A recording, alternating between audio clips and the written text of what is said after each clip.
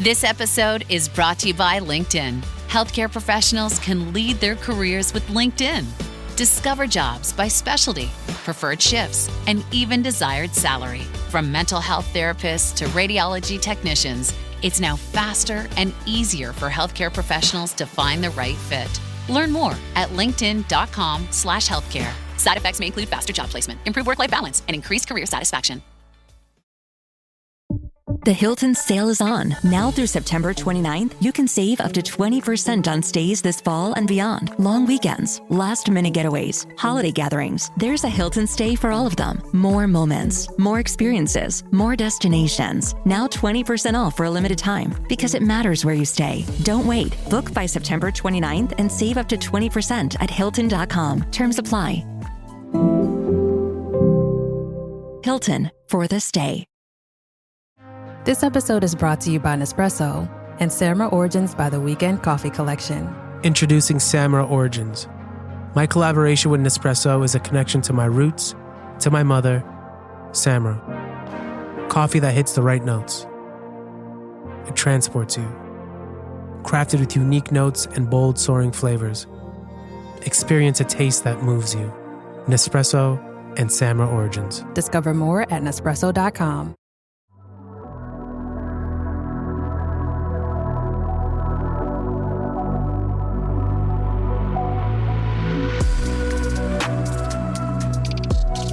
Welcome back, my fellow Raiders, Eagle Tribe members, and Samurai, to the Ghost of Tsushima Yotei Gamecast. I'm your host, Andrew Zink, and this is episode 21, Iki Island DLC Main Story Part 2. Quite an assortment of people we've got here today. Just want to welcome you all back. I'm super excited to wrap up this Part 2 of the main story of the Iki Island DLC, and we will finish the story, the main storyline, and just run through everything that happens. I have to say, I loved where the story went, and I loved this DLC all in all. So we will just pick up right where we left off, which was we had just completed reaching Fune's refuge, which was the Raider stronghold. And you were led there by Tenzo, a raider who you had met, who kind of rescued you from the Eagle Tribe. And you then were given a quest by Fune to destroy the Eagle's warship that had been hanging around off the coast of Iki Island, destroying a lot of the raider ships that they had. And so Jin had his own idea of how to do it. Tenzo and Jin said they would board a supply ship from the shore of Iki Island that makes an annual trip out to the warship to resupply it. So that is the quest that you are about to start off on. All right, so the next quest is called Jin from Yarikawa. So, you know, I've noticed just throughout all of Ghost of Tsushima that all the quest names are kind of significant in one way or the other. And so, yeah, we'll get to how this one is significant as it goes along. But I thought it was kind of strange. I just was like, I mean, just an interesting time to have the quest be named this. All right, so you're meeting Tenzo in Yahata Prefecture on the northern coast at a place called the Barrier Cove. So when you arrive, they're at this cliffside, this beautiful, beautiful cliffside camp that's just like overlooking these bright blue waters along the northern coast. So you arrive to this camp of raiders, and so they have two campfires. There's just like, you know, a group of raiders standing around them and everything. So when Jin arrives, he asks where Tenzo is, and then they say he's at the cliffs with a friend, and they kind of do these evil laughs. They go, heh, heh, heh, heh. And you're like, oh, with a friend, okay. So then you just like, you walk through the camp, and then, you know, you head to the very edge of the cliff where Tenzo is a little bit more on his own. And when you come around this bend, you see a Mongol shaman who is alive on the ground. And you hear Tenzo saying, "More Mongol lies." And then the shaman says the eagle speaks the truth, and then Tenzo stabs him in the chest on the ground, and the Mongol shaman passes away. And then Tenzo looks up and sees Jin and says, Jin, were you going to keep me waiting? And, it's just showing that it's like, this is all very, the concept of death is very casual for everyone in this universe, in this time period. So then you talk with Tenzo, and Jin says, like, so the people we capture might know something, so we may want to be cautious about killing them, just so quickly going forward. And Tenzo said, oh, he spilled plenty. And then Jin asks why Tenzo called him a liar, and Tenzo says it's nothing that can't wait. So after this, the camera then shows you this, once again, just incredibly beautiful view of the coast, and Tenzo says that the ship should dock soon. So they agree that they need to take the supply ship quietly so that they don't damage it too much, and it doesn't give them away as they're sailing out to sea to attack the warship. So the quest starts, and they basically agree that they're gonna wait till the ship arrives and wait till nighttime so it'll be easier to seize it. So then the quest starts. It cuts to nighttime. You see the supply ship heading in along the coast, and Tenzo says that the Mongols brought rowboats ashore so that they could steal the rowboats and use them to reach the main supply ship. And there is some fog that has moved in, so they say that like the fog will kind of work in their favor here in allowing them to row out to the ship without being seen after they clear the Mongols at the beach, that is. All right, so now you start heading down to the shore from the Barrier Cove cliffside camp with Tenzo. He asks Jin if the eagle's poison is still affecting him, and Jin says he's fine, but Tenzo ends up asking, about things he's still seeing. And, and like Tenzo makes this funny joke where he says like, oh, are you seeing that you got a stain on your favorite silk hakama? And, it's funny, but it's also showing, once again, just like the different worlds they come from. And Tenzo eventually asks, what the worst thing that happened to Jin from Yarikawa is. So again, there's that repetition of Jin from Yarikawa and in the quest name. So then you get a dialogue choice, which is meeting you and my father's death. And so I chose my father's death because, I think I'm curious for like real official lore background just to see what is being said on anything that really matters. But I also felt like, meeting you, like I was hoping it would be a joke, but I didn't want it to be mean either. So if you choose on my father's death, Jin says that his father died in battle alongside him, and Tenzo says he's sorry and that must have been really hard. And that's pretty much it. And then if you choose meeting you, it's this really comical line where Jin says, it's meeting a half-drunk sailor with rotten breath that smells like shellfish who keeps eyeing my katana like he wants to steal it.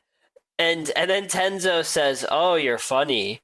But I have to say, I felt a little bad. I was like, damn, like that was kind of rude. And I don't know, like if you just said like, oh, meeting you, haha, but he got so specific, like he totally tore him down and, just laced it with insults. And I was like, oh man, okay.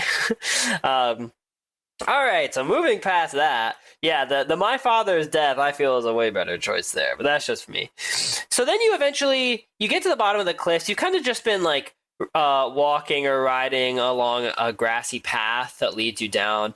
So then you get to the bottom of the cliffs and you start to fight. So you can sneak up and like, assassinate a couple of Mongols or like, hit a couple with a bow and arrow, but eventually they'll see you. So there's a squad of Mongols around a bonfire. And you're not like right at the coast yet. You're like close, but you're not there. So after you engage the Mongol squad, the raiders will run in and then another Mongol squad will start to run over from the shore where the rowboats are, and you have to make your way over there to clear some archers. So it's not a super hard fight. I don't even think there's a shaman here with them, so that makes it easier. Yeah, and again, just another cool. I think one of the things I like the most about this whole DLC is that you're almost always fighting with groups of allies alongside you, and I just think that's really cool. So yeah, eventually you clear the first group of Mongols, you start pushing towards the rowboats on the shore, and then once you start to head over that way, it's really just archers, and you can get through them pretty quickly.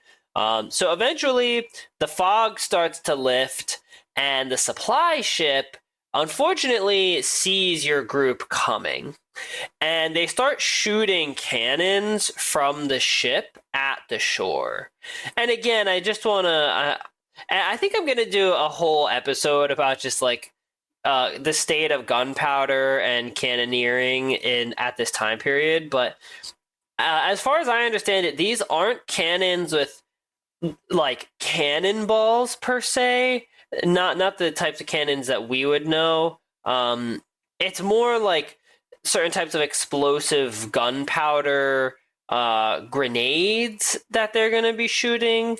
Unless there is a different type of cannonball that I'm just not aware of. But that's why I'm going to do a bunch of research and do an episode on this. But yeah, so they have cannons. They shoot things that explode. And that's all that matters for now.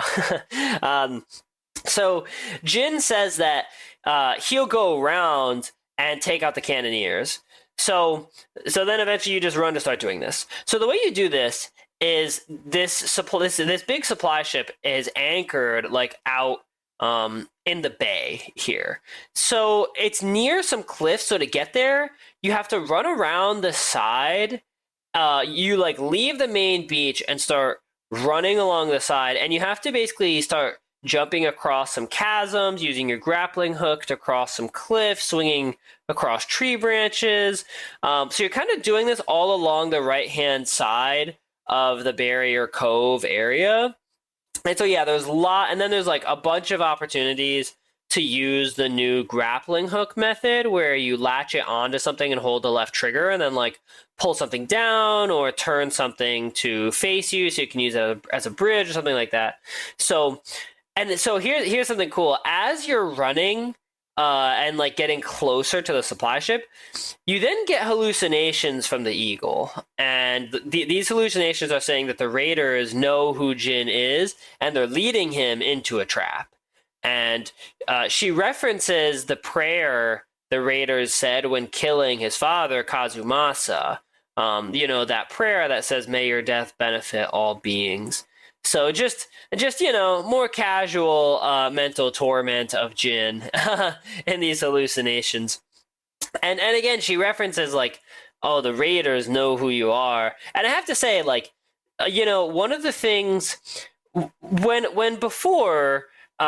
Tenzo was saying, like, when Jin was asking Tenzo about the lie that the Mongol had told him and how Tenzo was saying, like, Jin from Yarikawa, from playing all of Ghost of Tsushima and then getting to this, I was trying to pay more attention for little story dialogue cues of things that might happen. And this was just another one of those things where it was like, even though the eagle is saying, "Oh, the raiders know who you are," like, in these hallucinations, I feel like the eagle is always just saying any BS that comes to mind that can like torment Jin for the most part. And she does have a goal of like trying to turn him into a shaman and get him to join her and just various things like that. But this is a little bit of a hint of what's to come in this quest. So eventually, yeah, after you're like, you make your way along these cliffs for a while, and then you arrive at the ship.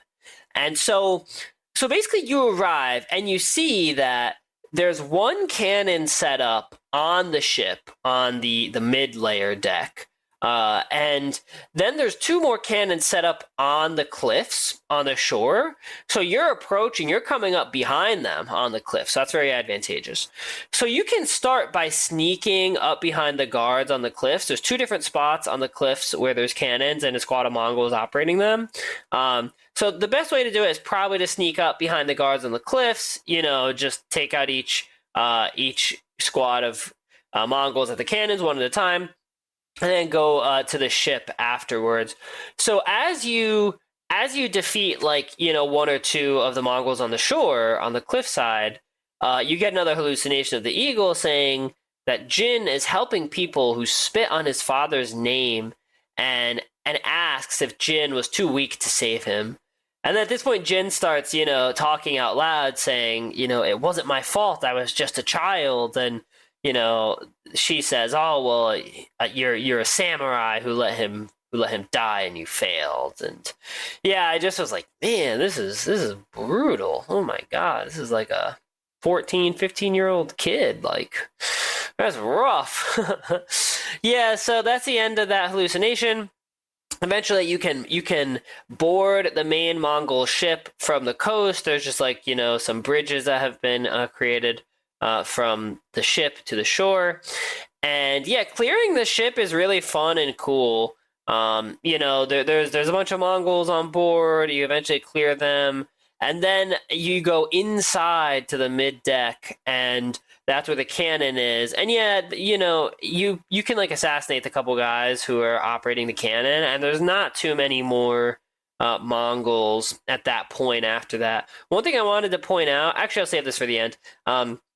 Yeah, so then after you clear the final group on the ship, you get a cutscene, and Tenzo and the raiders have joined you. They are now on the ship.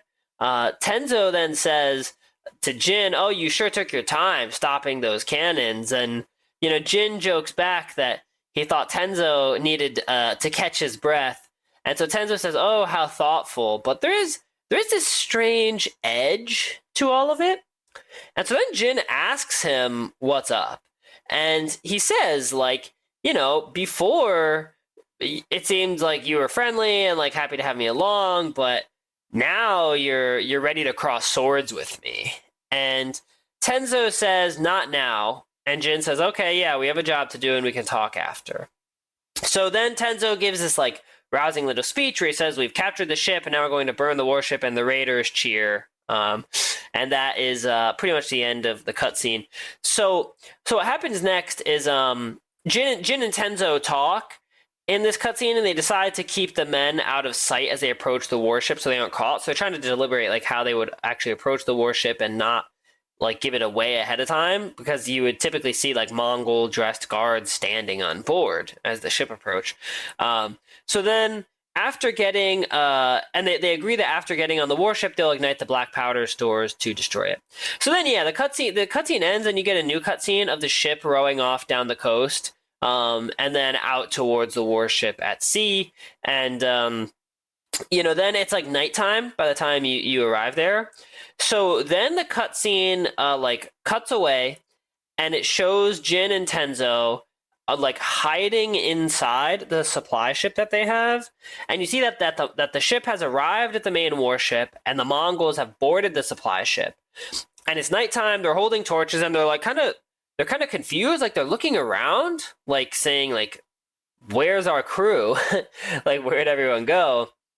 And then you hit this moment where Tenzo's saying okay, they're going to discover us, we need to attack now. And then you begin the attack, and everyone sprints out from inside to the deck of the supply ship to attack the Mongols there. So really cool scene. You clear the Mongols on the deck of the supply ship, and then you have to cross some wooden planks that have been laid down between the main warship and the supply ship. And I love these types of scenes in this game where you can cross from one ship to another. So you do that, you sprint across, and when I was playing it, I was like, yeah, take the warship, let's go. Really cool scene. So then, yeah, you board the main warship, and it's just really big ship, huge deck, lots of Mongols, big fight that happens with you and the raiders and everyone on board. Disney Plus wants to know, are you ready? Yeah!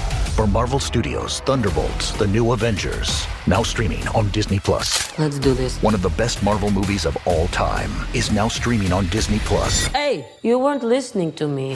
I said Thunderbolts, The New Avengers is now streaming on Disney+. Meet the New Avengers. That's a cool name. Marvel Studios' Thunderbolts, The New Avengers, rated PG-13, now streaming on, you guessed it, Disney+. This episode is brought to you by FXX and Hulu. An all-new season of Futurama is back, blending heartfelt moments with razor-sharp humor while accidentally saving the day. The Planet Express crew is back, defying gravity and common sense. From the creator of The Simpsons comes 10 new episodes, where the romance is hotter, the threats are bigger, and the action hits harder. Don't miss the all-new season of Futurama. Watch it Mondays on FXX or stream it on Hulu. So then eventually you're trying to get inside to find the black powder stores, and the Mongols have barricaded a door that leads inside. So you have to go over top of the ship because there's doors leading inside, but they're on like the other side of the deck.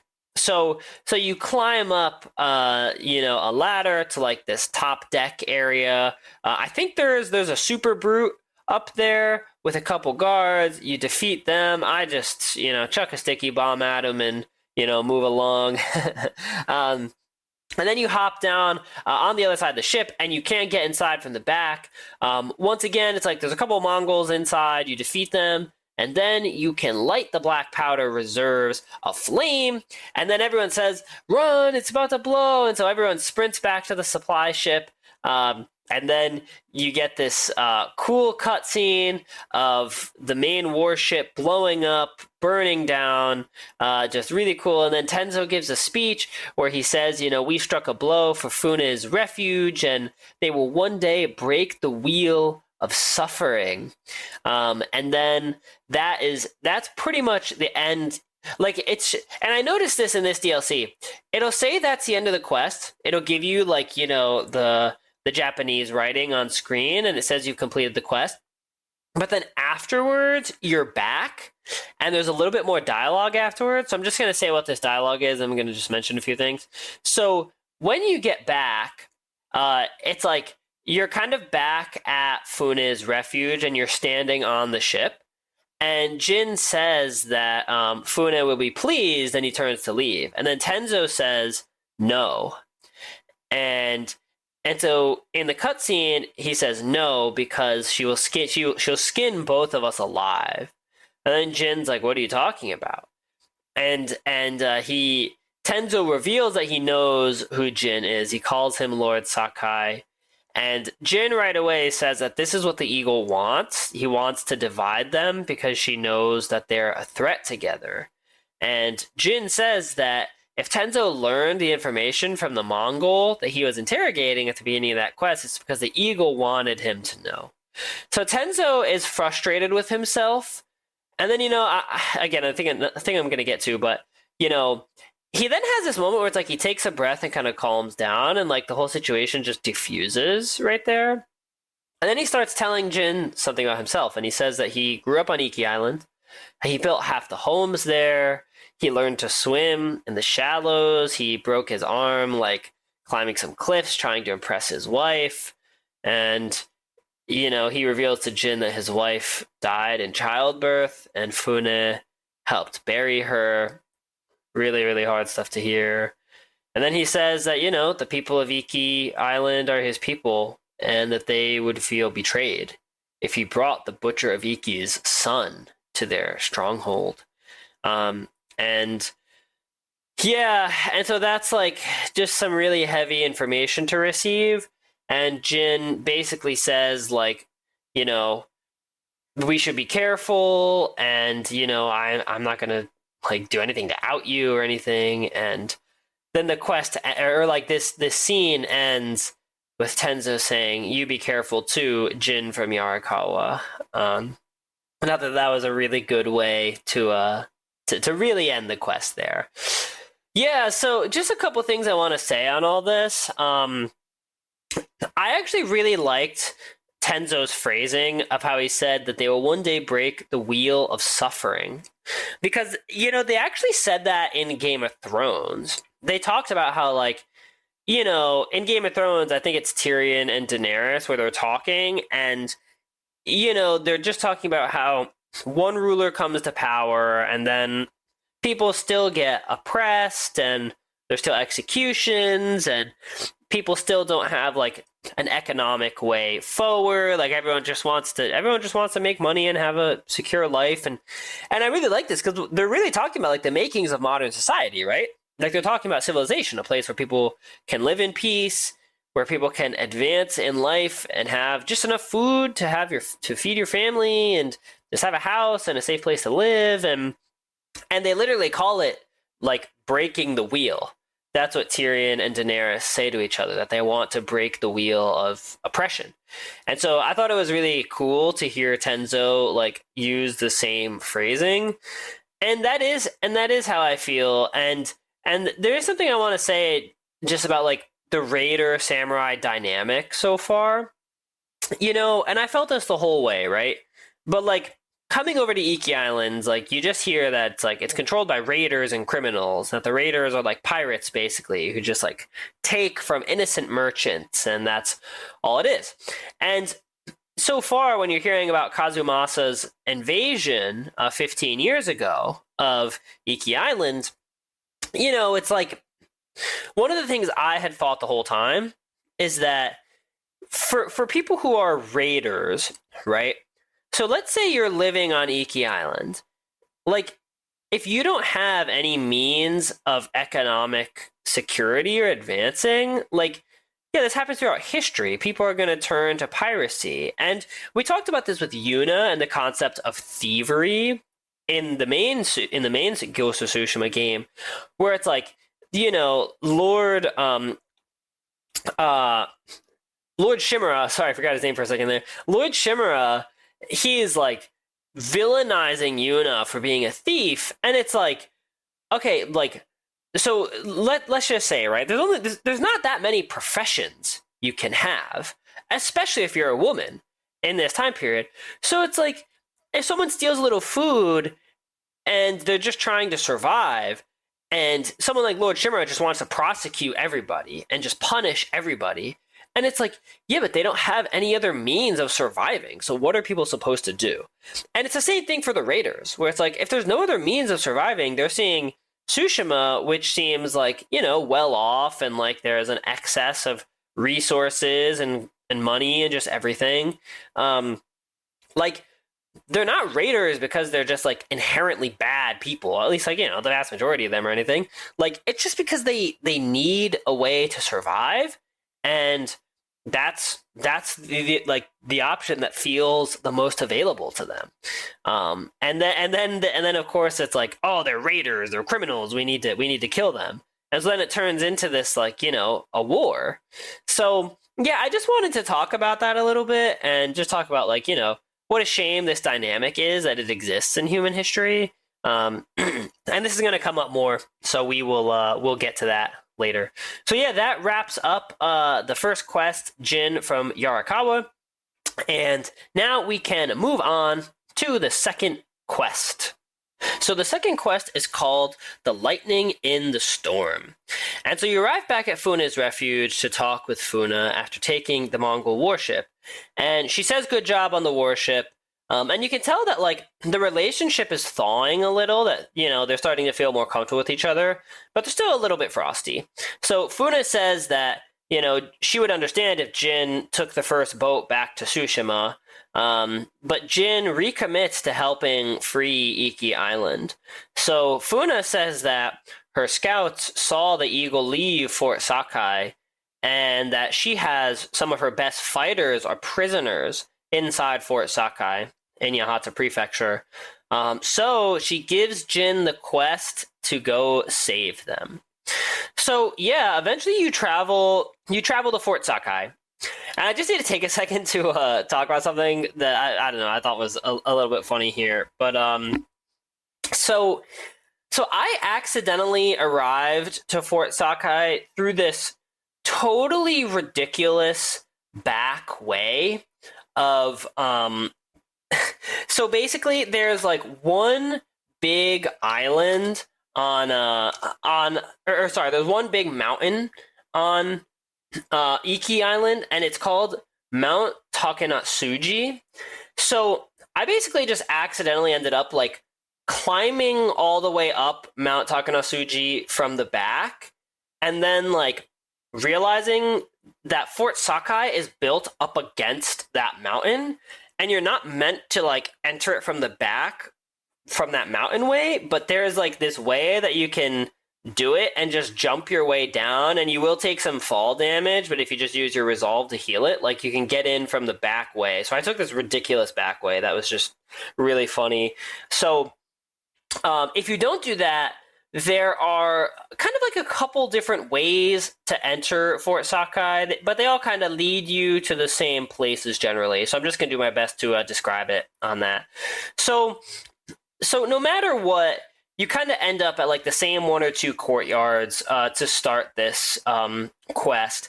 So you have to pick off archers on these watchtowers. It's kind of just like a typical Mongol camp. And obviously you've been through Fort Sakai before in this DLC once.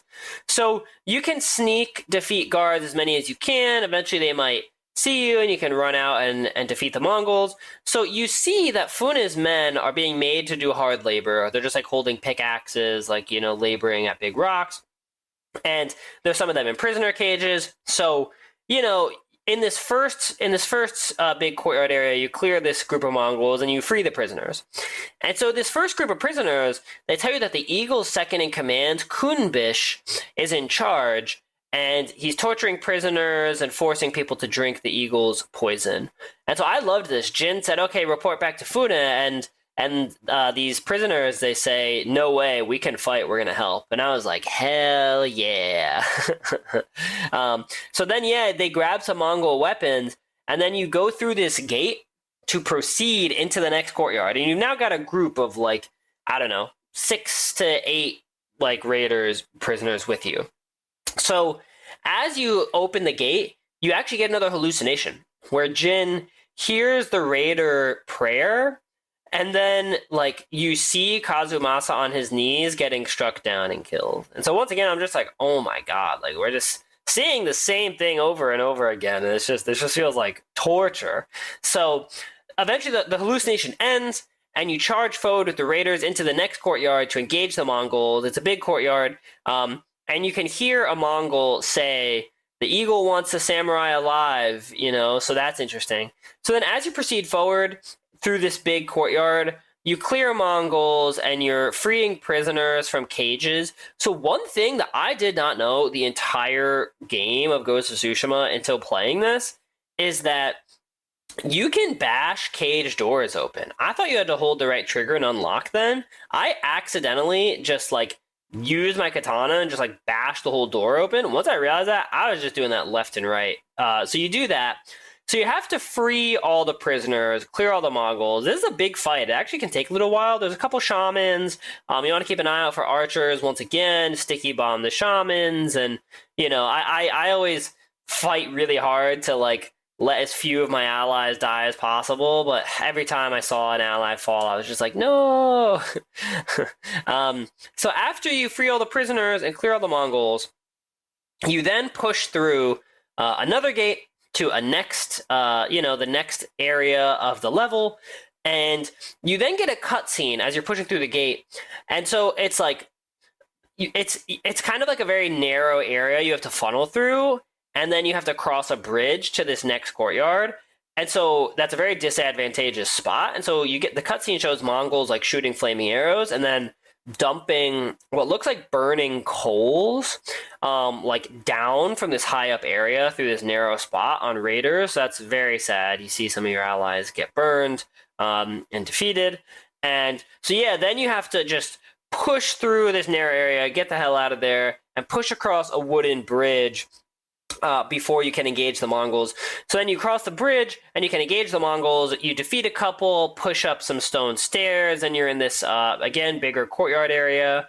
And then you then are in this bigger courtyard area. You just defeat a bunch more Mongols. I can't remember if there was a shaman at this part or not. And you just keep pushing upwards into the fort. Like you're running upwards, pushing upwards further into the fort and clearing groups of Mongols until finally you arrive at another Tenshu gate near the top of the fort. So at this point, you're pretty close to like the top of the fort. I had a feeling we were close to the end of the quest here. So when you go through this final Tenshu gate, you run up some long stone stairs, and then you're at the final top main courtyard for the final encounter with Kunbish. So Kunbish is there with Mongol guards, and there's prisoners who are there are civilian prisoners like about to be hung. They're hung up, they have a rope around their neck, but they're like standing on logs. There's like a bunch of them, and they're just like, squirming around and calling out for help, and just like a very, grim scene. And so then you get another hallucination from the eagle at this point, saying that Jin's father did the same thing to the raiders. And one thing I don't think I've said this yet, but I think the hallucinations are so cool. They're freaky, but it's like, because everything turns like purple and black and it just gets very, very strange. Like the hallucinations really do take you out of the moment, and you feel like you can't focus on what's happening in real life. And it does really just create the atmosphere for it. So then you snap out of the hallucination and you talk to Kunbish. He says that the eagle knew Jin would come, and Kunbish basically says that the eagle wants Jin to be a shaman and to soar in the eternal blue sky with him. And if Jin doesn't accept the offer, that Kunbish will kill him. And Jin basically just says no. He's like, no thanks. So then you begin a duel, and after you defeat Kunbish in the duel, it's not a super hard duel. There's not really that much to say about it specifically. Kunbish will run away, and you then have to chase him. And so you chase him up into this guard tower, like up to the top. And once you get there, Kunbish says the visions will grow worse, and that Jin should have accepted the eagle's gift. And Kunbish then tries to rush Jin, and Jin cuts him down and defeats him. And so then this final cutscene ends with Kunbish's body falling back off the guard tower and landing in the courtyard, and a bunch of Mongols surrendering and being scared and afraid, seeing their commander dead. So then you get this final montage of Mongol yurts burning, and the raiders retaking the fort and rebuilding it, and you get the peaceful music that you sort of get when you clear farmsteads or some other Mongol controlled area. And then once again, the quest ends, but there's a little bit of dialogue afterwards. So you're talking with the raider that you talked with at the very, very beginning. And the raider tells you that Kunbish killed some of his best friends and that they're really glad to be free. Jin tells them to report to Fune and, let them know that they're alive and, get back to the refuge. And then the raider says, "Will do." However, I did not expect this. The raider then gives you a new mechanic in the game. The raider gives you something called saddlebags. So you can put the saddlebags on your horse, and what the saddlebags do is allow you to store extra ammo of arrows and kunai and just basically everything. So that let's say you're maxed out, but you find more, while you're adventuring, and then we'll go into your saddlebag so that when you go back to your horse, you can then pull more ammo out of it. And I thought this was awesome. I was like, "Yo, Raider, what up, dude? This is so cool." I mean, I thought this was an awesome mechanic to add in. And once again, I love that they're just innovating in the game, because that's something that's it's really not. It's so simple to be able to add in, and it's probably just something that I don't know, just didn't occur to them when they released the first game or released this. But yeah, so to add it in the DLC is just awesome. So yeah, and that is the end of the quest, the Lightning in the Storm. So yeah, I thought that was a cool quest. You've now retaken Castle Sakai or Fort Sakai. All right, so now we're going to move on to the next quest, which is called Massacre at Kitafura Village. And this is kind of this is the final quest before you begin the final quest. So we're almost kind of done here. So yeah, as soon as I saw this quest name, Massacre at Kitafura Village, I was like, well, I certainly hope we aren't the ones being massacred and whatever's about to happen here. So you arrive to talk with Fune at Fune's refuge, and she says that her men returned safely and they now hold Fort Sakai. You can tell she's really pleased, and she's trusting Jin a lot more. And she says that while Jin was gone, her scouts recovered orders sent to all the eagle shamans and that they want to capture a samurai. So Fune wants to know why the Mongols want Jin taken alive and why they want him so bad. So then you get a dialogue choice, which is I escaped her or I don't know. And once again, I chose I escaped her because I just figured I don't know. It's kind of like a nothing answer. It's just like, all right, Jin's just going to like say I don't know, and she's just going to like say something back. But you're not going to get that much out of it. Whereas I escaped her, I wanted to see what was said there. So if you chose I escaped her, it's Jin saying that he escaped, and she probably wants to just finish what she started. And I was like, I mean, yeah, but what does that mean? And then Fune asks, and Fune says, like, what more is there that you're not telling me? And then at that moment, Tenzo arrives in a big rush. And he says that they were searching for the eagle and stumbled on one of the eagle patrols. And they tracked the patrol back to the Shattered Cliffs. And he says that the Shattered Cliffs are now crawling with Mongols, and that they had to sneak back in through a hidden entrance to get back in to Fune's refuge. And Tenzo basically says that, like, the Mongols are going to find us. Like, they're imminently going to find us. They're looking around, and they're going to find a way in here. And Jin says that this is payback for what happened to her warship and the defeat of Kunbish. So Fune wants to evacuate, but Jin says that if they leave, they'll lose their homes for good. So he suggests drawing them away from the refuge to fight them on land, and Tenzo and Fune suggest an ambush at Kitafura village. So you set out. And now the quest starts. So then you get, it cuts forward, and you're now riding to Kitafura village. You're in broad daylight. You're side by side with Tenzo and Fune. So you're riding over this vast, vast grassland. It's super green. I would say it's very beautiful. But in the distance, it's like you're riding towards this village, and the village, all the buildings seem to look like they're covered in greenery and vines. Like, on one hand, it's very pretty, but it also doesn't look like a village that is, inhabited or well taken care of or whatever it is. When your investors, customers, and workers demand more from your business, make it happen with SAP. The AI-powered capabilities of SAP can help you streamline costs, connect with new suppliers, and manage payroll, even when your business is being pulled in different directions. To deliver a quality product at a fair price while paying your people what they're worth too, so your business can stay unfazed. Learn more at sap.com/uncertainty. As a sports fan, I have to confess. Sometimes the game gets kind of boring. That's when I unfold my Samsung Galaxy Z Fold 7 and use multi-window viewing on its large screen. Boring game? I'm checking out my fantasy baseball league at the same time. Score still 1-0? I'm replying to emails in the other window, scoring points with the boss. Semifinals finally getting exciting? I'm buying tickets to the finals and booking my flights. Can your phone do that? The new Galaxy Z Fold 7. Get yours at Samsung.com. So as you ride, and the location is actually called the Kitafura Battleground. So that's like the name of this whole area. So then as you ride, Jin asks about the people who live at Kitafura village. And Fune says that the village was abandoned after the Butcher of Iki destroyed it. And so then you get a hallucination. And it's the eagle saying Kazumasa put the whole village to the sword and Jin did nothing to stop him. Again, just like so, these hallucinations are so brutal to Jin.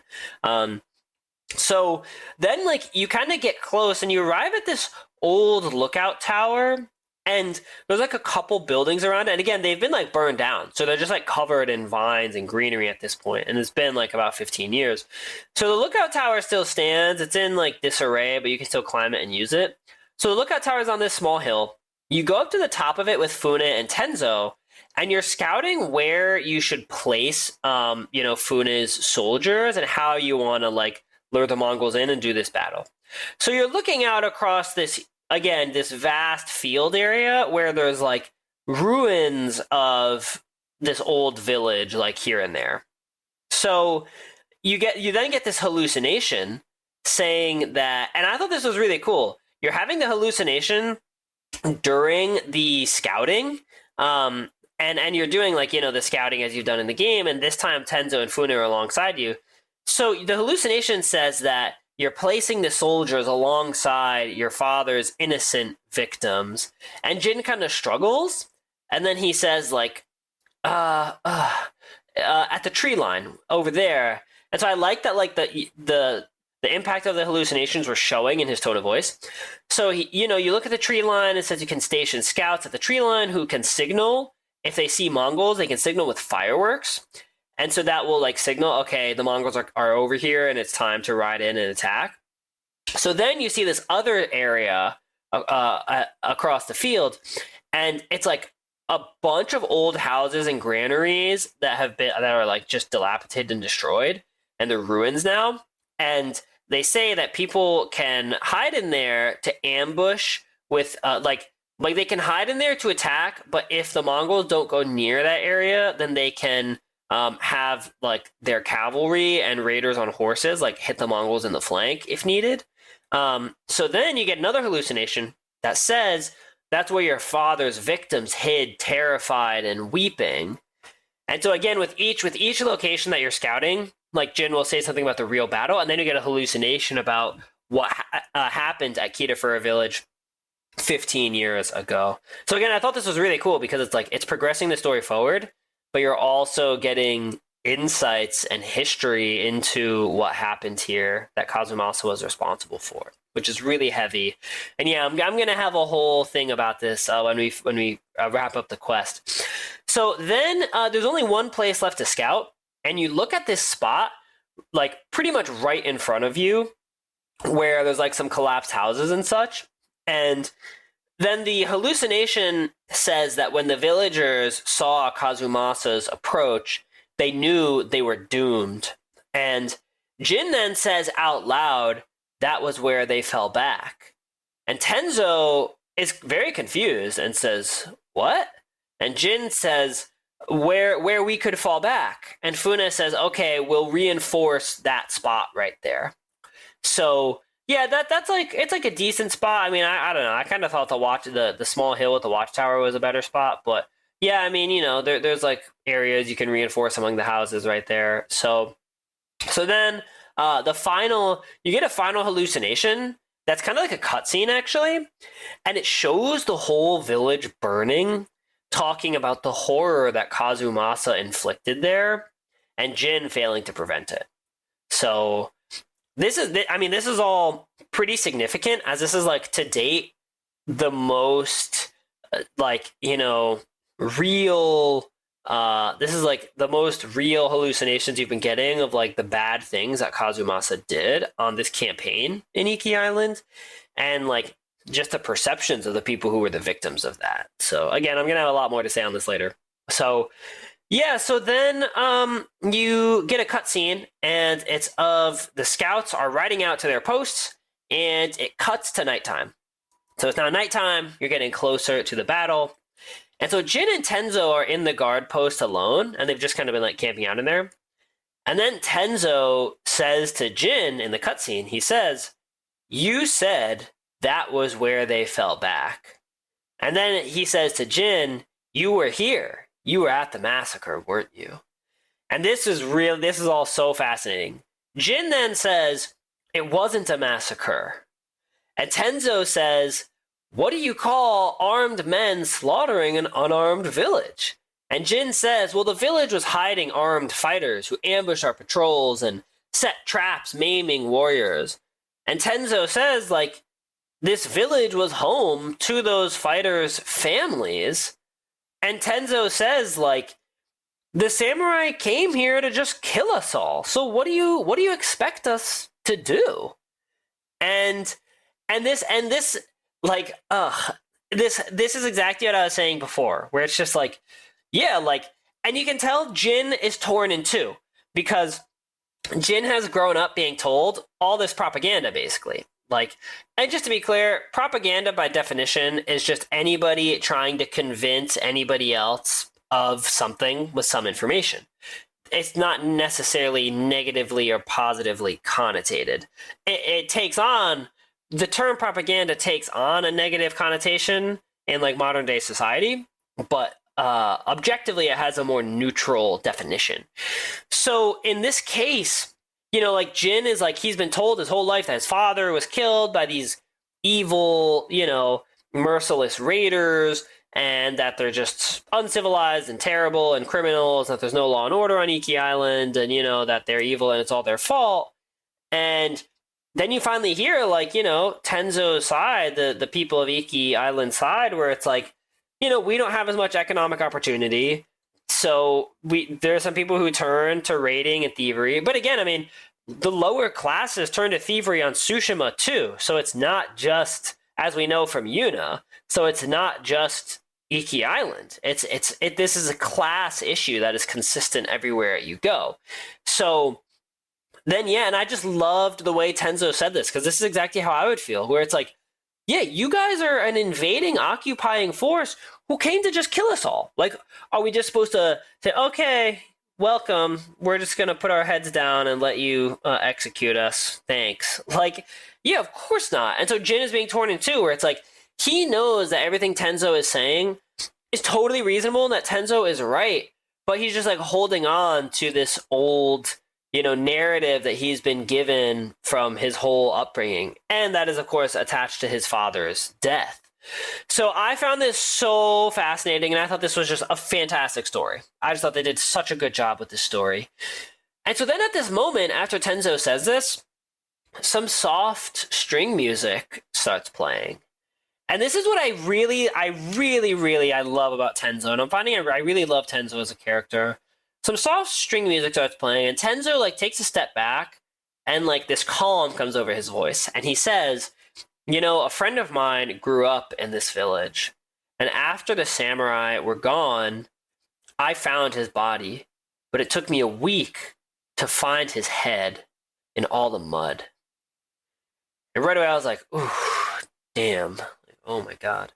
And Jin then says, sorry, and Tenzo says, do you have any idea what it's like to find your friend like that? And I have something I'm going to say about this in a second. So Jin says that his father destroyed too many lives and that he would change it if he could. But Tenzo says that Jin did nothing. And they had to stop Kazumasa, not Jin. And Jin then says, like, well, I watched him die, and I could have saved him, but I didn't. And then again, it's like you see how like just the wheel of violence happens, the circle of violence. They're just going in a circle where it's like, yeah, well, Kazumasa was committing violence, so we killed him. And then Jin was like, yeah, well, I had to watch you kill him. And then it's just like everyone's going in a circle, and it's just like, where does this end? You know? And then Tenzo asks why Jin didn't save Kazumasa. And at that moment, fireworks go off, which of course is the scouts off in the distance signaling that the Mongols have arrived and it's time for the battle. So I'm just going to say one thing and then get into the battle on this quest. Yeah, when Tenzo says, do you have any idea what it's like to find your friend like that, you know, decapitated and everything, I thought of Taka. I did. And what's interesting about this is, like, obviously I beat the whole game of Ghost of Tsushima and then I played the DLC after. And I think this hit way harder if you do it that way, because that's what happens. Khotun Khan, you know, decapitates Taka, holds his head up to Jin in just this horrifically sad scene, and then just like chucks Taka's head like in the mud, basically.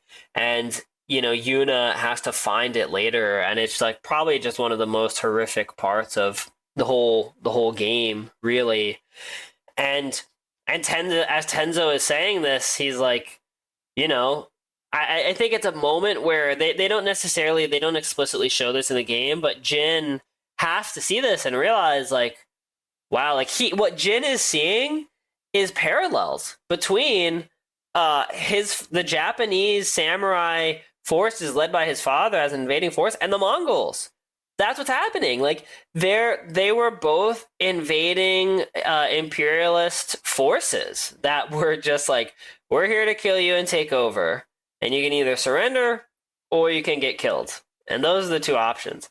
And Jin is the first person to like talk about the evil of the Mongols and fighting back, but his father was trying to do the same thing to the Japanese people of Iki Island. And I just felt like that specific dialogue line of like, do you have any idea what it's like to find your friend like that? I I literally was like, I as a real person in real life, I started thinking about Taka, and I was like, man, I miss Taka. I can't believe this. That's just crazy. So I just think this storyline is brilliant. I think they've done a brilliant job with this storyline. All right, so let's get into this quest, y'all. So you see the fireworks off up ahead, and the Mongols have arrived. So then everyone mounts up, and you ride out with Fune. I thought this was so sick. You mount up, you and Tenzo mount up, and as you like turn to start riding out, Fune like rides past you with a bunch of raiders, and you're all riding out together. It's nighttime. This was such a sick scene, y'all. So you're riding towards these fireworks lighting up the sky. You're riding through the ruins of the Kitafura battlegrounds. Super cool scene. So cool. If anyone's listening to this who hasn't played the Iki Island DLC, I mean, sorry to be spoiling it for you. Go play this DLC. It is awesome. So then as you're riding out, you get another hallucination, and it says you're fighting with your father's killers. What would he say? But again, like, I feel like it starts to have a different impact now, where I'm just like, I mean, I don't know, they were innocent people, and maybe my father was wrong. Has anyone ever considered that? Maybe Kazumasa was wrong in all this. So then, yeah, you ride ahead, and you come upon Mongols in a field. So it's like the first Mongol patrol is like running forward through a field. This is super epic. This is one of the most epic scenes, I would say, like one of the most epic battle scenes in a little while, because you're all mounted and all the Mongols that you're coming across here are not. So you can just use your new horse charge through this whole fight, and you can just be hitting Mongols, swinging from horseback, shooting arrows from horseback. Just feels totally epic. Honestly, it reminded me of like Mountain Blade, Bannerlord, or Warband. For anybody who played that, like just being on horseback is one of the coolest parts of all that.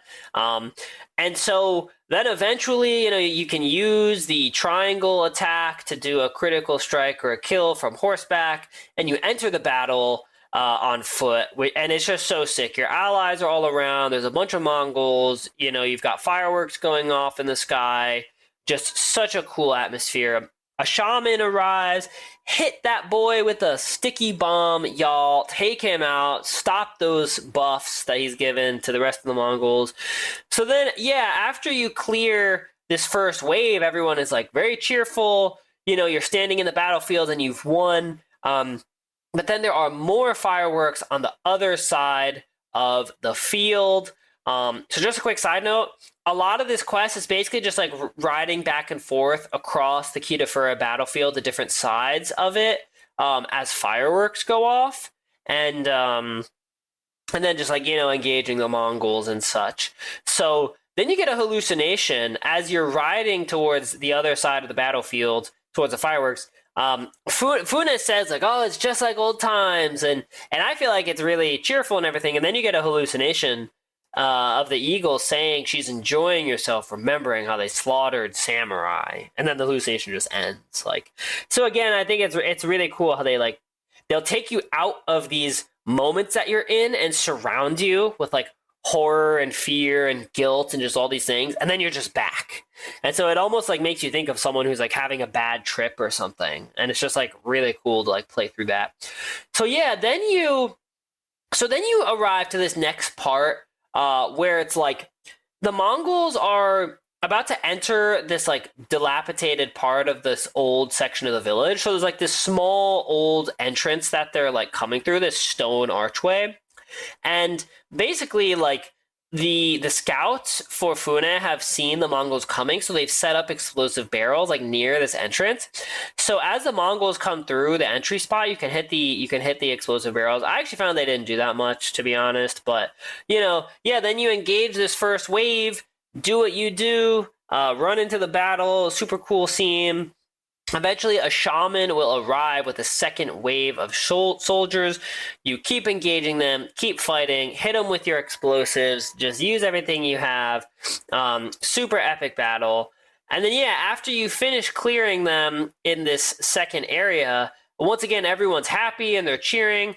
And then you get another hallucination.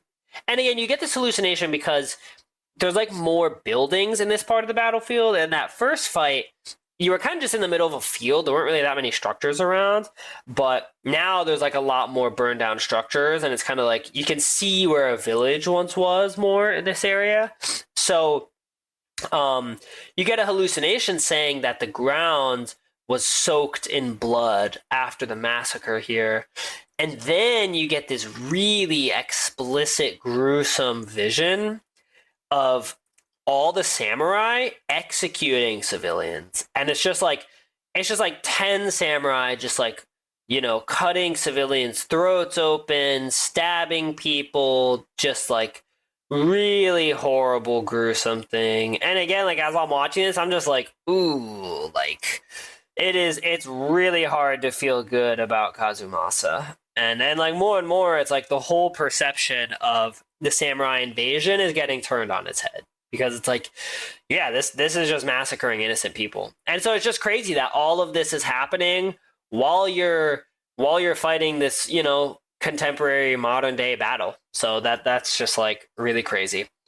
So then finally, more fireworks go off to the west, and Tenzo says that we can't keep this up forever, just like riding around and spreading ourselves out. So you have to ride out to the west to the fireworks, and this one is far away. And so then along the way, Tenzo asks Jin if he's okay, because he's seeing that Jin is having these hallucinations, and he says like, Jin, you holding up okay? And Jin's like, yeah. And honestly, just a quick side note, this is one of the reasons I really like Tenzo. He's just like a friend who's looking out for you. It's like a friend who, like, I don't know, if you're going to have a night drinking or something, it's your friend who's like watching out for you, making sure you have enough water. Like, that's how I felt about Tenzo. So then, Tenzo asks Funa if the fallback defenses are ready, and she says that they need more time to get the fallback defenses ready at this final spot. So Jin says that they'll hold back the invaders to the west for as long as they can, and as you're riding, the fireworks stop. And so it goes eerily silent. And Funa says that they had lookouts at this old village spot. And so as you're riding to this third spot on the battlefield, this is like the biggest section of the old village that you find. It's like this village seemed big, actually. And there's like lots of ruins. There's like it's a big village with lots of ruins around. So then as you arrive, you get a cutscene, and you're sneaking in with Funa and Tenzo, and you see that the lookouts have been captured, and that the Mongols are like patrolling the village basically, and that they're like kind of held up there planning their next move. So you have to free the prisoners, and you can actually do a lot of this in stealth because the village is so big. You can sneak in and you can defeat a lot of the Mongols by stealth. Eventually you'll get caught. There's different groups of Mongols around the village. You sneak around, you defeat them, and then once you get caught, a horn goes off, and Funa and the group will run in. And then when that happens, Mongol riders ride in, and like a second wave comes in. And then eventually, you just clear them all again. Can't remember if there's a shaman here or not. And once you defeat them all, you free the prisoners. And once you do that, you then, like, again, everyone's like, oh, we're free, thank you. And it feels like at this point, it's like you've beaten the Mongols 3 different times on this battlefield. So things are feeling good. But then, at this moment... If you thought goldenly breaded McDonald's chicken couldn't get more golden, think Golder. Because new sweet and smoky special edition gold sauce is here. Made for your chicken favorites. At participating McDonald's for a limited time. This message is sponsored by Greenlight. With school out, summer is the perfect time to teach our kids real-world money skills they'll use forever. Greenlight is a debit card and the #1 family finance and safety app used by millions of families, helping kids learn how to save, invest, and spend wisely. Parents can send their kids money and track their spending and saving, while kids build money confidence and skills in fun ways. Start your risk-free Greenlight trial today at greenlight.com/Spotify. That's greenlight.com/Spotify. Fireworks go off on all sides of the battlefield. So that is, the Raider scouts saying that, like, the Mongols are coming from all sides now. And this is commencing the final battle. And so Funa, Jin, and Tenzo, you then get this cutscene. And you look back across the battlefield towards where your main camp is, like near the watchtower where you're setting up the final defenses. And you see in this cutscene, I thought this was so epic, you see this huge amount of Mongols, like on horseback and also on foot, running through this field towards the main camp. And right away I was like, oh, wow, we are so outnumbered. Like I feel like we're about to get crushed here. I mean, this does not look good. And then, Tenzo says we're stretched too thin, and everyone basically panics and says we all have to get back to the fallback spot. And Funa says, lead the way, Samurai. Everyone mounts up. And again, I was like feeling the urgency of this quest. I really was. So you mount up, and so you can like ride through this huge wave of Mongols, and you can just like swing from your sword and everything. But the goal is to just get through them and get back to the fallback spot.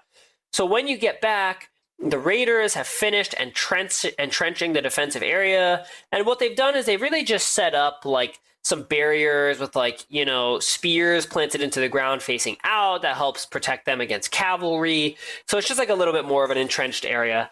And this is the last stand. You get back with everyone on horseback from that village spot. And then this is a spot where you're making your last stand against the Mongols. So they come in with the shaman, take that boy out. And I have to say, this is actually a pretty big fight. There's a lot of allies, there's a lot of enemies, and this fight really can go on for a while. I felt like I was in this fight for 5-10 minutes or something, which is pretty long for this game to just be doing nothing but defeating enemies and fighting. And so as you are clearing Mongols, for a while, I felt like the battle was even, and you're seeing your allies fall. You as you fight, you see a Mongol will defeat one ally, then move on to the next, and then you try and stop them. And I was moving as fast as I could to just save as many raiders as possible.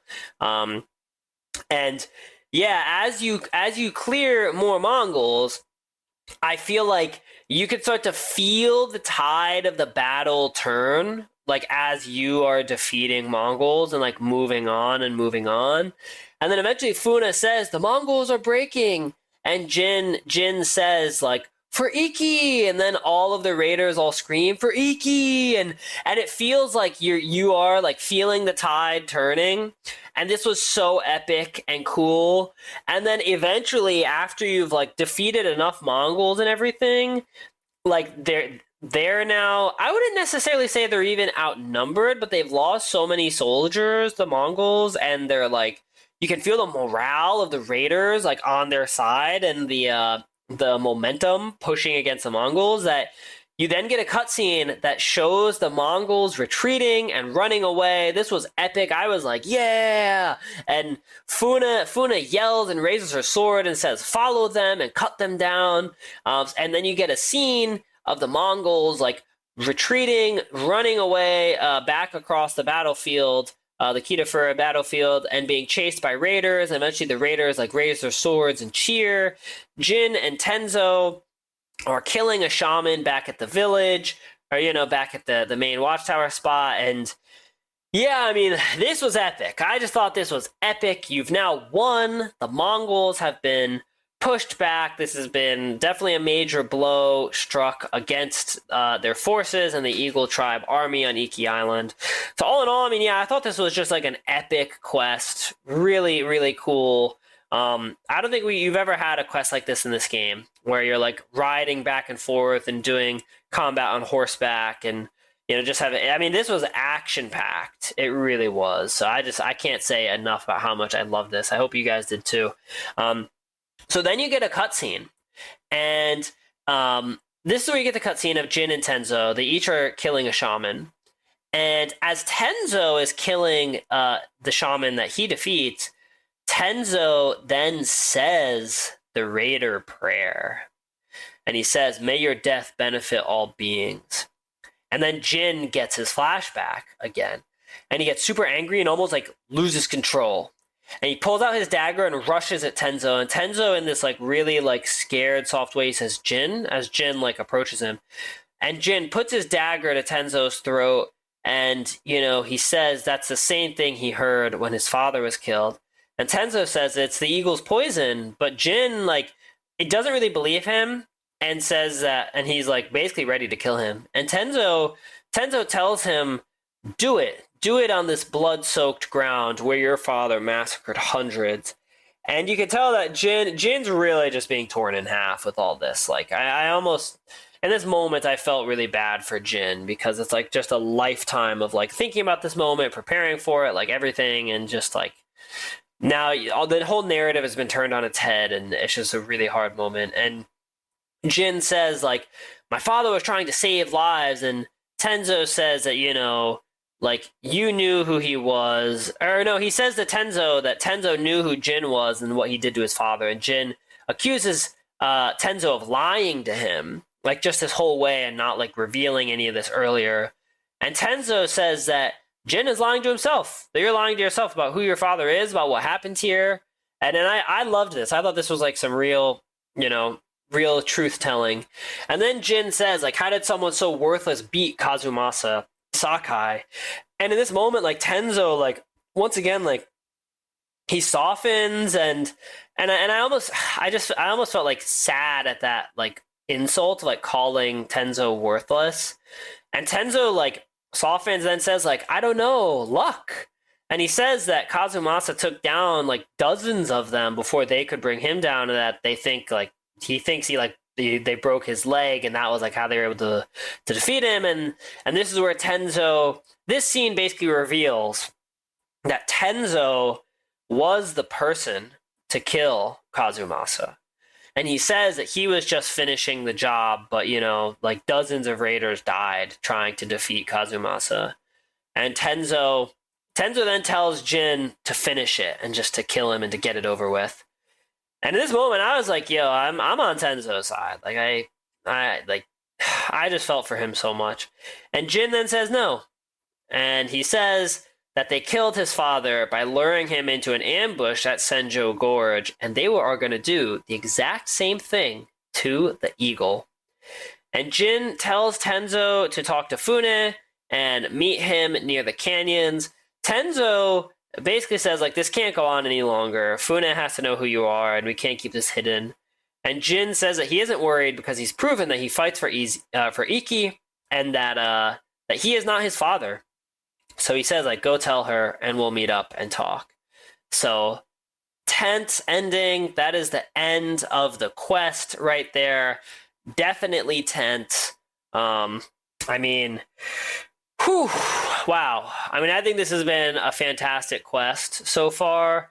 And yeah, you're really starting to see all the history. Everything is coming out, and you're seeing it all be hashed out, and just a great story, I would say. And I thought this was a fantastic quest.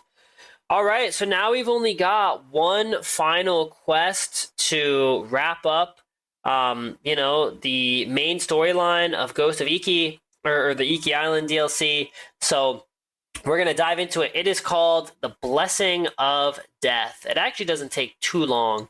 So you arrive at a small cliff on the Zasho River to meet up with Fune and Tenzo. And so there's actually a cat sanctuary right here. And I love the cat sanctuaries. I think they're so cool. So you can actually do that if you want to. But so you arrive, and Fune is there with Tenzo. And there's like a few guards just like milling about. It's a beautiful sunset. So you arrive and start talking. And Fune says that if they weren't in the middle of a war, that Tenzo and Jin would both be gathering flies, meaning they'd be dead. And Jin says that, like, they have to stop the eagle first. You know, she calls Jin Lord Sakai and reveals that she knows, and, you know, everything else comes after. And they both are like, okay, that's definitely true. We agree. So then Jin says that, you know, they will lure the eagle tribe into Senjo Gorge and kill them all, the same as they did to the samurai 15 years ago. And Jin says that he will provoke the eagle, since she's after him, and get her to follow him into the gorge where they will all be waiting. So that's the plan. So then the quest starts. So Jin is camping at this cliffside spot next to the Zasho River, and just like waiting for Tenzo to return with a report from the scouts. So now it's nighttime, and Tenzo comes back. He's in a rush. He says the raiders are like all over the canyons and like ready for the ambush. They just have to bring the Mongols in. So you ride out with Tenzo, and you're like riding through some dark forests, and you're going to meet up with the scouts. And Jin tells Tenzo that the eagle wants to recruit him and make him a shaman. And he explains that they use the poison as a rite of passage for the shamans.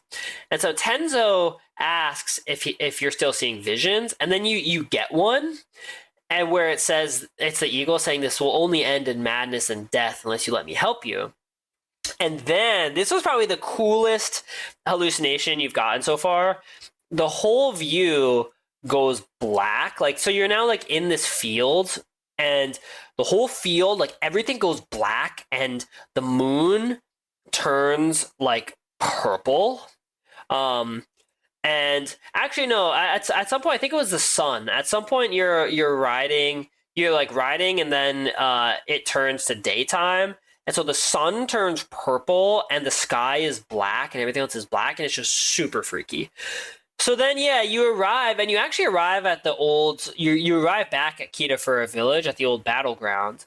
And so the scouts are gathered there. They replied that the eagle called a halt to their like search and released some eagles to fly, so they weren't spotted. So then you go forward to scout the field ahead. And from your point of view, you see the eagle on horseback and like with her soldiers walking through the field. And Jin says, there she is. And then you hear her voice and she says, Jin, I've been looking for you and everything. And Tenzo says, I don't see anything. Like, I don't see what you're talking about. And so then this fight begins where like there are Mongol soldiers there, but you get a hallucination of fighting the eagle one-on-one, and she's just like, saying some lines to you of just like, oh, like I've been looking for you, and now we're gonna fight, and just things like that. So you're fighting the eagle in this hallucination, and so what happens is you do a little damage to her, and then she disappears. And then Jin will yell to Tenzo and say she got away, but Tenzo says, Jin, she was never here. And I was like, yikes, I am losing my mind. This is not good. So then you have to defeat the Mongols in the field. You take them out, and then after clearing them, you talk with Tenzo, and like, Jin says the eagle was like the Mongols were waiting for us, and it seems like something's wrong. And so while you're talking, you get another hallucination, just the eagle being like, oh, blah, blah, blah, you're all gonna die, blah, blah, like, and then the fireworks go off towards Senjo Gorge, which means that like the Mongols are attacking the raiders at Senjo Gorge, which is not how it was supposed to go. They were supposed to lead the Mongols into Senjo Gorge and ambush them. So this is not good. Seems like the plan is now going off the rails, and this is really not good. And they realize that the eagle is attacking, and that the Mongols are one step ahead of them. So you start like frantically riding towards Senjo Gorge to make sure Fune doesn't get overwhelmed.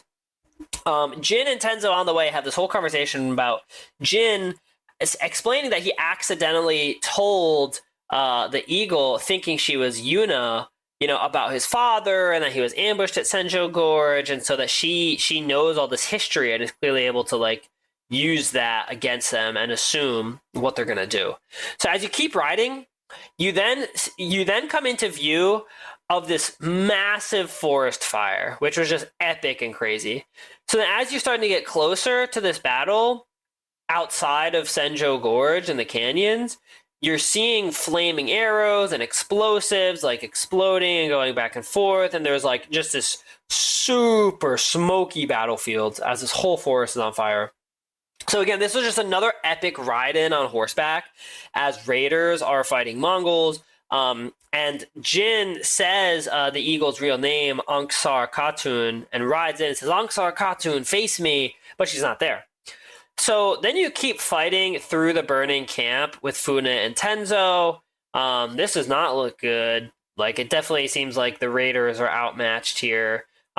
Eventually, you're able to like clear the Mongols, and you get a cutscene. Fune says, like, what happened? They came out of nowhere. And, she says the eagle led the attack personally, killing half her men. And so this is like really not good. And Fune wants to retreat to the refuge. And Jin says no. And Jin says, like, this is our one chance to defeat her, and we have to do it. So then she says, okay, let's go. You then head into the canyons. You then rush into the canyons with what remains of the Raider forces, which at this point, like, you've been through a lot of battles together. Like, there can't be that many Raiders left, which is very sad. So then, yeah, you run into the canyon, and one thing that was cool about the canyon, and you see this, like, you know, in all the hallucinations, but there's like these purple flowers are everywhere. You know, there's like purple flowers like in the stream running through the canyon, and you're like seeing purple flowers through the canyon on trees and such. So it's really cool.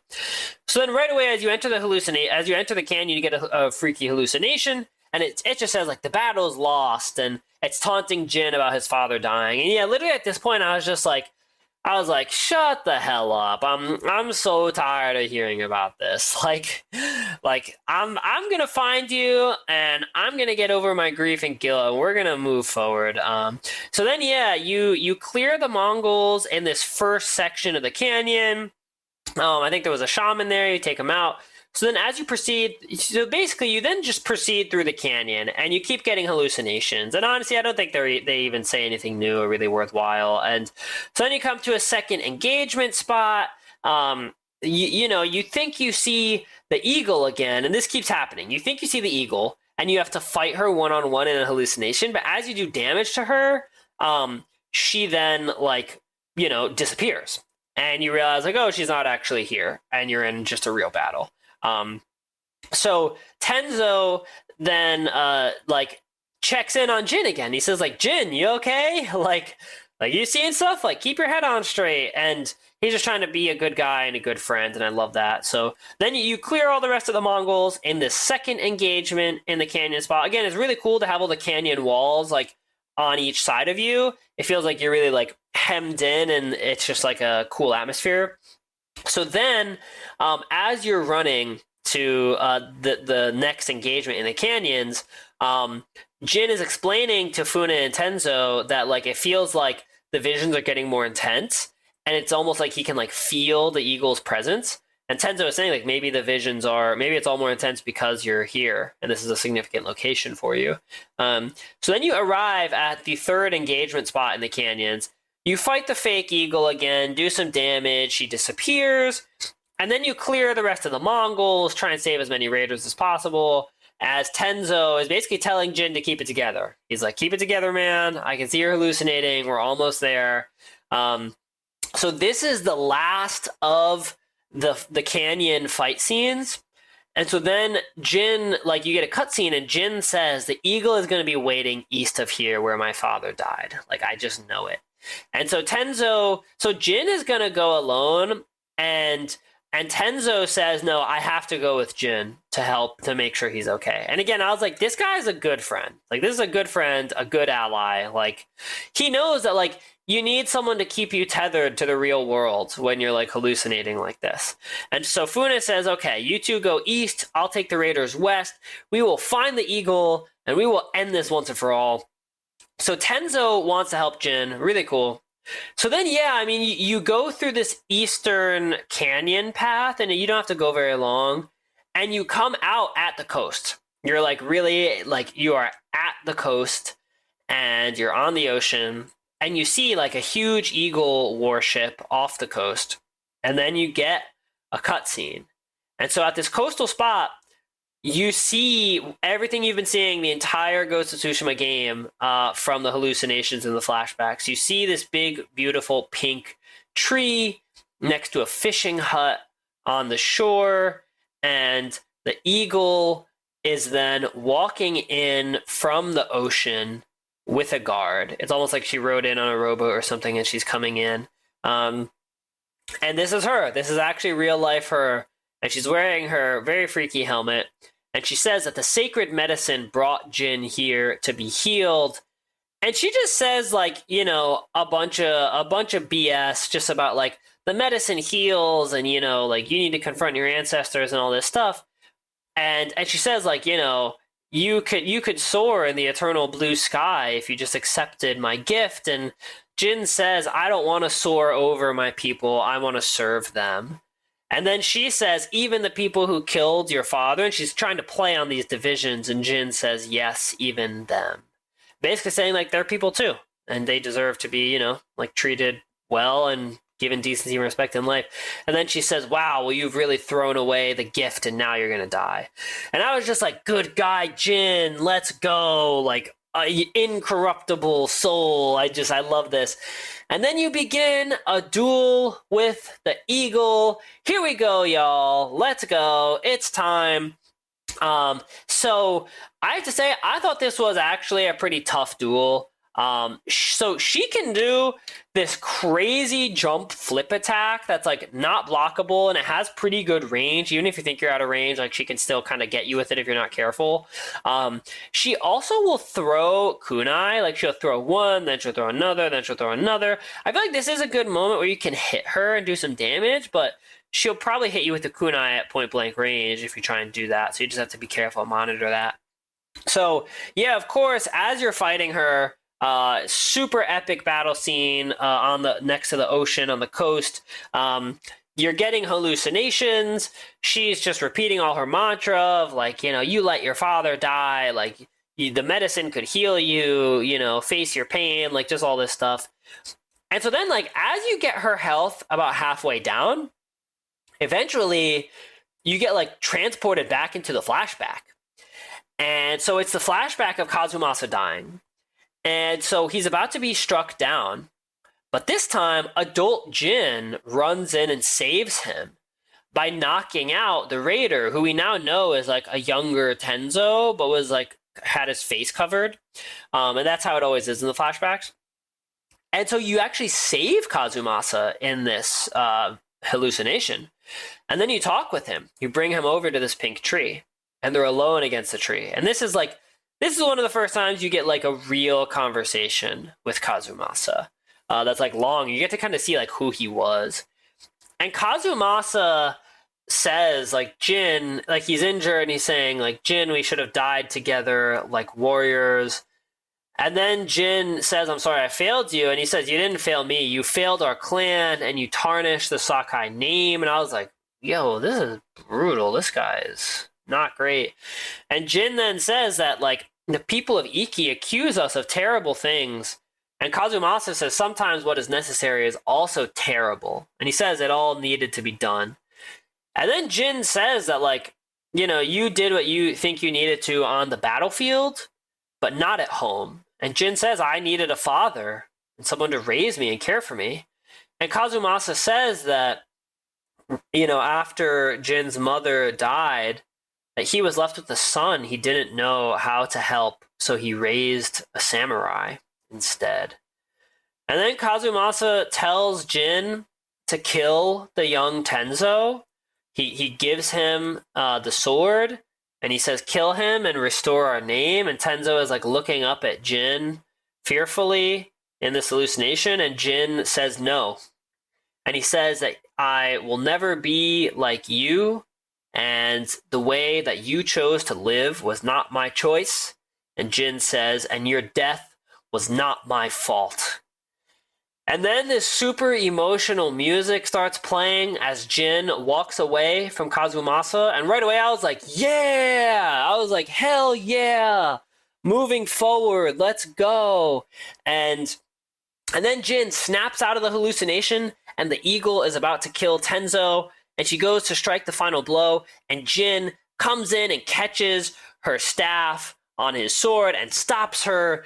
And then you push her back, and you're ready to finish the duel. I was so hyped in this. And then the poison no longer works. You're not getting a hallucination anymore. And the eagle saying that, she's saying like, how is this happening? How are you fighting this? No one can stop the poison. And Jin is like, I can. I'm like, let's go. And then, yeah, you defeat, you have to take down the rest of her health bar, just doing what you do. And when you do, you get the final cutscene where Jin strikes a blow to her and she falls to the ground. And as she lies dying, kind of like in the shallow water, she's saying that one day Jin will face the judgment of his ancestors one day. And, she then dies, bleeds out right then and there. You see her one clouded gray eye, her mask has fallen off, and you have defeated her. The eagle is dead. And then Jin says the Raider prayer. He says, "May your death benefit all beings." And wow, there are a lot of beings who are benefiting by her death. That's definitely the case. I mean, there's no doubt about it. A warlord, just terrorizing Iki. That's definitely where the Raider prayer applies. And then you get the super emotional music. And Jin walks over to Tenzo, who's injured and slumped against that same pink tree that you just saw in the hallucination. And Tenzo says, "Now's your chance." And Jin kneels down and makes sure he's okay. Obviously, Jin has moved past, wanting revenge. And they both say sorry to each other just for everything that happens. And then you hear celebrating, like off in the canyons. And so Jin says that he'll join the celebration later. Tenzo says he's going to go check on Fune. And Jin is just kneeling under the tree. And it's a very beautiful scene. And then the final part of the quest is actually a haiku. You then get a haiku where you are reflecting on your father's death. And so you're looking at the fishing hut, the pink tree, and the sky. And as with all the haikus, you get, three options of 3 choices each in each option, where you pick what you want, and they're all about your father's death, and they're all like, definitely not super uplifting, but it's about reflecting on your father's death and finding peace and being able to move on. And then after you finish the haiku, you read what you've chosen, and then in this beautiful cinematic scene behind Jin, you see like a swirl of pink leaves swirl up and like form a figure of Kazumasa's body, and then it fades away, and the figure in the pink leaves blows away in the wind, and that is, symbolically Jin moving on past all the pain and suffering that he has been through, just as a result of what happened here at this place. And and then you stand up, and that is the end of the quest. You then get the eagle mask, which you can now wear, and I think that's really funny. And that is the end of the quest. You've defeated the eagle, and freed Iki Island. So wow, I mean, I thought that was a great final quest. There was definitely some epic parts of it, and I just loved it. I loved it, getting past emotionally, just the trauma of what happened with your father, and Jin eventually realizing like you have to forgive yourself, and like you were just a kid, and that's the thing, like. I mean, in the end, Kazumasa died because he was leading this brutal campaign against people who really didn't deserve it. And, like, that's not your fault. And the fact that he ended up, at Iki Island isn't your fault. And the fact that he died isn't your fault. And I just found that to be just a really great resolution. So at this point, there's actually one final quest that you get, and it's called Epilogue Last Words. So you basically just go back to Fune's refuge, and all you do is talk with Fune and Tenzo, and that's the quest. So you go back, and when you talk with them, Fune says, like, congratulations and thank you for helping, and they're kind of bantering, but it's pretty short. And Fune tells Jin to find her later because she needs help from someone who can keep a secret, and then she walks off. And I love this. I was like, oh hell yeah, like a Fune side quest from all this. This is exactly what I wanted.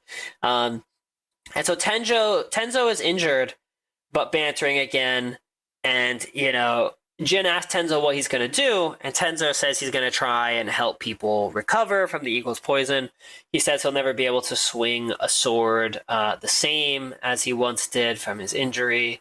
And one thing I wanted to mention is Jin says, like, no more raiding innocent merchants, right? And I still was kind of like, I mean, we're not solving the core problem here, which is that, like, the lower classes don't have enough means of economic advancement. That's why raiders and thieves exist. But, okay, whatever. So then Jin tells Tenzo that the poison forced him to relive his father's death and gave him a chance to redo it. And when Tenzo asks what Jin did in that hallucination, you get a dialogue choice. And so the dialogue choice is, I overcame the guilt, or it's I forgave myself. And I chose I forgave myself because I just felt like that just more fit with how I was approaching the situation. And then, yeah, that is Jin saying that he feared failing his father more than dying and blamed himself for years, as a teenage person after his father's death instead of living. However, he has chosen to forgive himself and his father just for, everything, not being present as a father before then and just everything that happened between them. And Tenzo then realizes and says that maybe the way to help the others with the poison is to guide them through their memories. And they have this really soft moment between each other. And then Jin says, I can't believe I'm going to say this, but I'm really glad I met you, Tenzo. And Tenzo says the same thing back. He says, I can't believe I'm going to say this either, but thank you, Jin. And then he bows to Jin, which is an incredibly just significant gesture, just for everything. Just that they come from two different places, everything that's happened between them, and just the history they share, unbeknownst to them for most of their lives. And then that's the end of the quest. And then the cutscene ends, and that is officially the end of the final quest. That is the end of the main storyline of the Iki Island DLC. Wow, I mean, what a ride. I thought this was fantastic. I really did. I thought this was just an incredible story. I mean, there's literally nothing I would change. I thought this was just fantastic, and I can't heap enough praise on it. And then after this, you can now walk around Funa's refuge, all on your own. You can actually follow Tenzo a little bit. He'll just like walk over to his house, and he'll just like start trying to help people, and he'll be talking, but there's not really much more after that. And yeah, that wraps up this episode, y'all. That wraps up the Iki Island main storyline. I hope you guys enjoyed this episode. You can follow us on Blue Sky or send us an email, or I'd love to hear some people's thoughts on this. If you guys have anything you want to say or chime in, I'd love to hear it. All the links are in the show notes.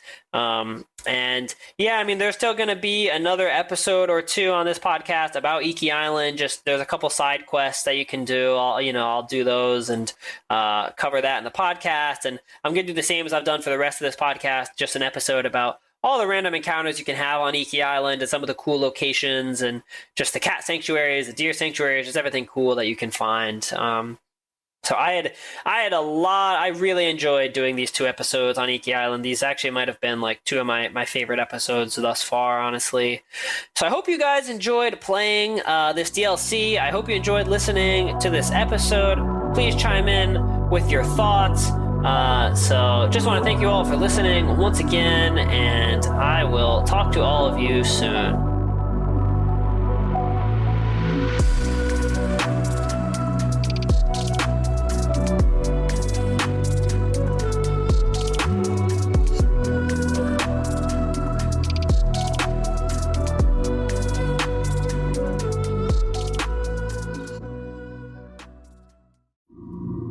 Listen. That's the sound of the fully electric Audi Q6 e-tron. The sound of captivating electric performance, dynamic drive, and the quiet confidence of ultra-smooth handling.